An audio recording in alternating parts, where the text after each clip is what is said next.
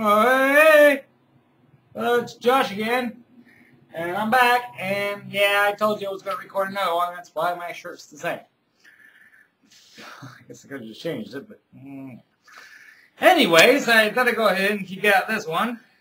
Genesis chapter 19. Sodom and Gomorrah destroyed. I love this one. Really, I've read this before, but this one's great. Anyways, verse 1. Oh, before I go on. That works. Verse 1. The two angels arrived at Sodom in the evening, and Lot was sitting in the end of the parking lot. I'm kidding. No, Lot was sitting in the gateway of the city. When he saw them, he got up to meet them and bowed down with his face to the ground. "My lords," he said, "please turn aside your servant's house. You can wash your feet and spend the night and then go on your way early in the morning." "No," they answered. "We will spend the night in the square." Verse 3, but he insisted so strongly that they did go with him and entered his house. He prepared a meal for them, baking bread without yeast, and they ate. Before they had gone to bed, all the men from every part of the city of Sodom, both young and old, surrounded the house.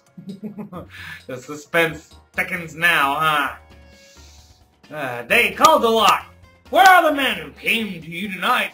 Bring them out to us so that we can have sex with them!"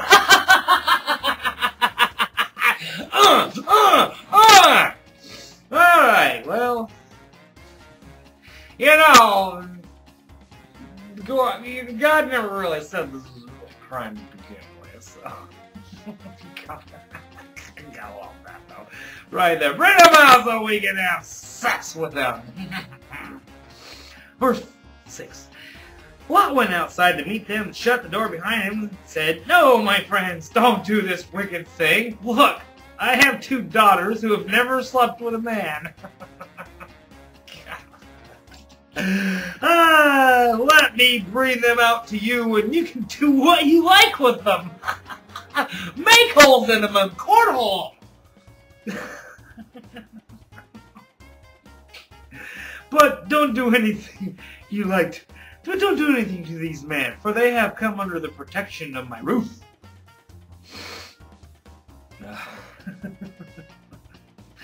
Verse 9. "Get out of our way," they replied, and they said, "This fellow came here as an alien. Now he wants to play the judge. We treat you worse than them." They kept bringing pressure on Lot and moved towards to break open the door. That really didn't make any sense. And they said, "This fellow came here as an alien. Now he wants to play the judge. We treat you worse than them." Whatever. Verse 10. But the man inside reached out and pulled Lot back into the house and shut the door. Oh, well, good for them. Then they struck the men who were at the door of the house, young and old, with blindness so that they could not find the door. Yeah. "Please, I can see the door." Ah. Right. Verse 12. The 2 men said to Lot, "Do you have anyone else here, sons-in-laws, daughters-in-laws, or anyone else in the city who belongs to you? Get them out of here, because we are going to destroy this place." The outcry to the Lord against its people is so great that he has sent us to destroy it. Oh, by the way, happy Halloween. With the coming of dawn, the angels urged Lot, saying, "Hurry, take your wife and your 2 daughters who are here, or you will be swept away when the city is punished."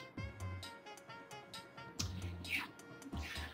When he hesitated, the men grasped his hand, and his hand, the hands of his wife and of his 2 daughters, and led them to safety out of the city, for the Lord was merciful to them.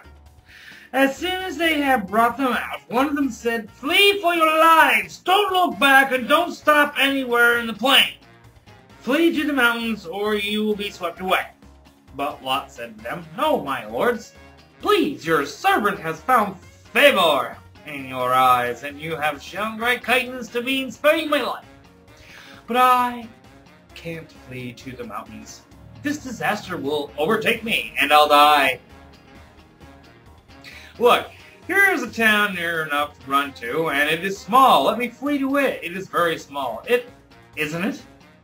Then my life will be spared. He said to him, very well, I will grant this request too.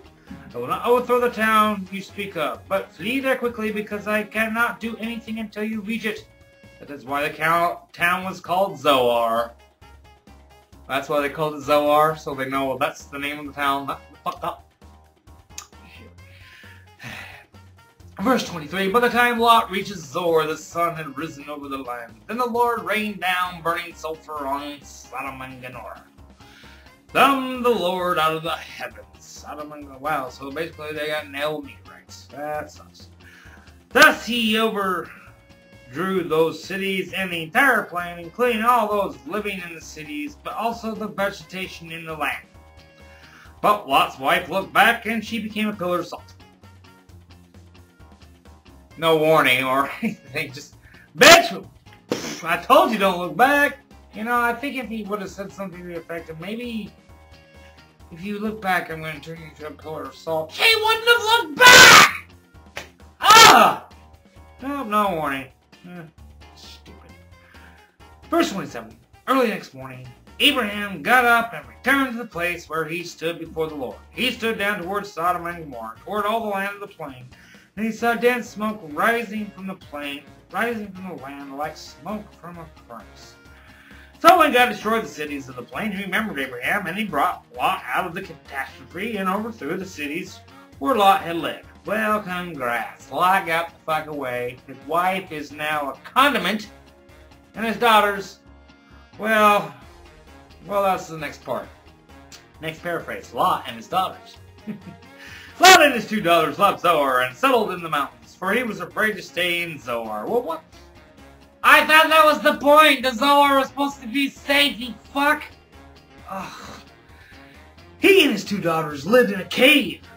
Great, you're a caveman now. Well, that would explain the dinosaurs, wouldn't it? Yeah, caveman, yeah. Lot was the first one. One day the older daughter said to the younger, our father is old and there's no man around here to lie with us.